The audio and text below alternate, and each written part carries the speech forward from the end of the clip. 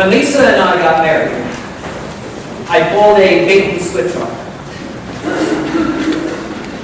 I was planning to be a rock musician. Instead of that predictable life,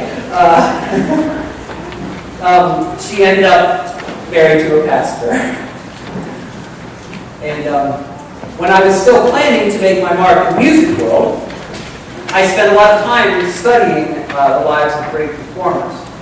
I became a collector of insightful quotes by these people. And one that has stuck with me, I learned from Kenny Rogers, although I'm sure he got it from someone else. Reflecting on the need to just get out there and let people criticize you, even when you're not sure if you've got it all together yet. He said, the enemy of the great is most often the good. Now, as Christians, we believe that creation is good. You remember the Genesis story, right? God saw that it was good and said that it was good, and it was good. That's the way it is with God. If He says it, it's true. Now, the fall does not change God's verdict upon His creation. In fact, the stuff of this world is so good, God sent His Son to redeem it. God so loved the world that He sent His only Son. The problem for humanity in our fallen state is not the goodness of God's creation. The problem is our perception of God's goodness, or rather our inability sometimes to perceive God's goodness. I mean, compared to God, creation is a much lesser good, but it is one that we can perceive easily. And so, it can beguile us. It can make us satisfied, even if just temporarily and imperfectly, with less than the full goodness we were created to enjoy. A goodness that can be found only in God. What is the chief end of man? Begins the Westminster Short Catechism. Man's chief end is to glorify God and to enjoy Him forever. That's how it answers that question. And that is true. We were made to enjoy the fullness of God's goodness. But in our fallen state, we can and often do prefer the lesser goodness of the things of this world. That's what Paul calls the flesh. This is why Paul says to us today in the book of Romans, to set the mind on the flesh is death. Now, he does not mean our literal skin and bones. It doesn't mean that stuff is bad. In fact, Jesus, the Son, the second person of the Holy Trinity, took on our flesh so that it can be redeemed. Now, in Paul's book, the flesh refers to the things of this world. Things which we already know are passing away. To set our minds upon that which is passing away is a type of death. But still, this is what we almost always do. We find ourselves obsessed with thoughts and worries about things like money and romantic love and prestige and fame and our looks and our health. And a whole list of even more trivial things like sports and games and hobbies and even our favorite foods. These are all things that are truly, truly passing away.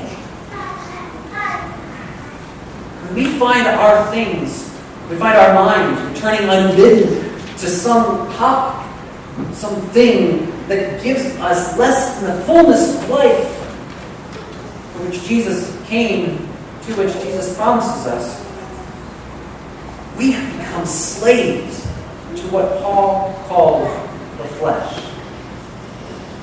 And we will find ourselves slowly but surely becoming hostile to God and unable to please Him.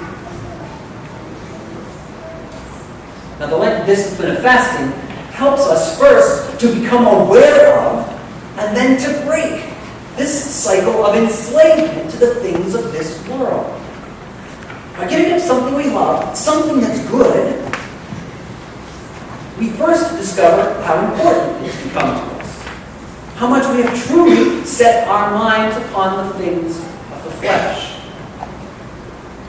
And then, in perseverance, we learn to rely on our faith in God's strength as we begin to break its hold on us. Fasting is a tool.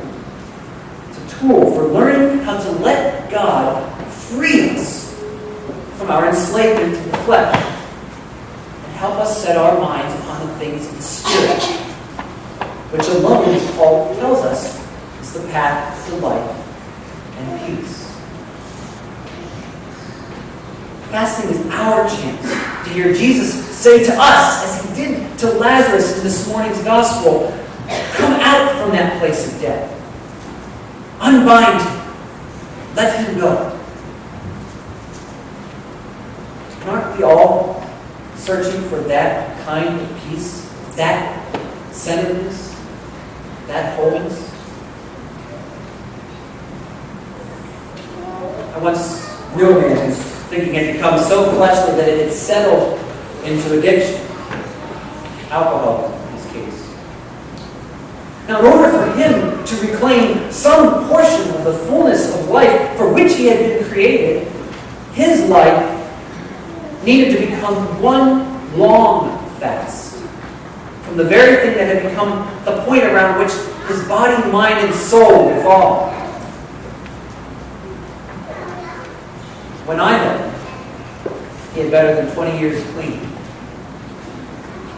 And as he told me his story, he said something that surprised me. He said, you know, my cure really began when I finally learned to be thankful for my alcoholism.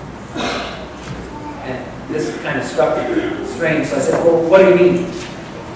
And he said, well, by making my idolatry as blatant and impossible to ignore as alcoholism, God gave me an incredible gift. See, if I had never touched a drop of liquor, I would have still been the same self-centered and egotistical and short-sighted person, what we in the AA community call a dry drunk. And then I would have woken up one morning in my 60s to say, hey, why does my wife sleep in the other room and my children won't talk to me? His necessary fast from alcohol helped him to address the spiritual issues in his life that had led him to addiction in the first place. So we do not fast because the things of this world are bad. We fast because the things of this world are good. And so we in our brokenness tend to make idols out of it. We also do not fast to please God. We fast so that God may reveal to us our idolatry and our enslavement, and so better work in us that which is pleasing to himself. And that is God's most earnest desire. He wants to make our dry bones live. He wants to give us life, even when we've been so long dead in our sins that we've begun to stink, like poor Lazarus. We fast so that it may be revealed to us how we are obstructing God's work through our unexamined, sometimes unsuspected idolatries. Thank God. Thank God that it is his desire to reveal those things to us and to replace them with healing, setting our mind on the Spirit, which is life and peace. To him be all glory and honor, now and forever. Amen.